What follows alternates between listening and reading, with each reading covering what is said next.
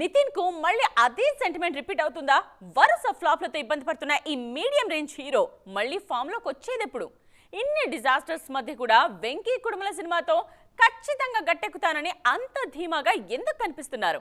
దాని వెనుక ఉన్న మర్మమేంటి? ఓ హిట్ కొడితే 2-3 ఫ్లాప్లు ఇచ్చే హీరోలు మన దగ్గర చాలా మంది ఉన్నారు. అందులో అందరికంటే ముందొచ్చే హీరో నితిన్. ఒక్క హిట్ అలా కొడతారో లేదో వెంటనే ఆ హిట్ను మర్పించే ఫ్లాప్లు ఇవ్వడం ఈ హీరో స్పెషాలిటీ. 2020లో భీష్మ తర్వాత మళ్ళీ ఇప్పటివరకు హిట్ కొట్టలేదీన. 5 సినిమాలు చేస్తే అన్నింటి ఫలితాలు ఒక్కటే, అదే ఫ్లాప్.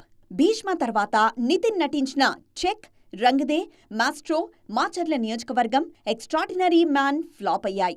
డిసెంబర్లో విడుదలైన ఎక్స్ట్రాడినరీ మ్యాన్ కు టాక్ బాగానే వచ్చినా కలెక్షన్లలో మాత్రం అది కనబడలేదు.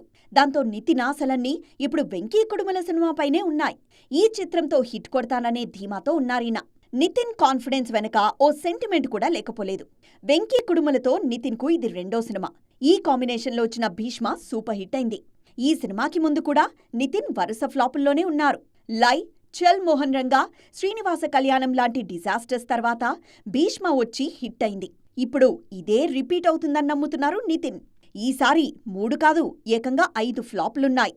అప్పుడు ఎలాగైతే తనను ఫ్లాపుల నుంచి వెంకీ కుడుముల గట్టెక్కించారో మళ్ళీ ఇప్పుడు అదే మ్యాజిక్ చేస్తారని నమ్ముతున్నారు నితిన్. ఇందులో ముందు రష్మిక మందన్నను హీరోయిన్ గా తీసుకున్నా ఆమె డేట్స్ అడ్జస్ట్ కాకపోవడంతో శ్రీలీలను తీసుకున్నారు. సమ్మర్లో ఈ సినిమా విడుదల కానుంది.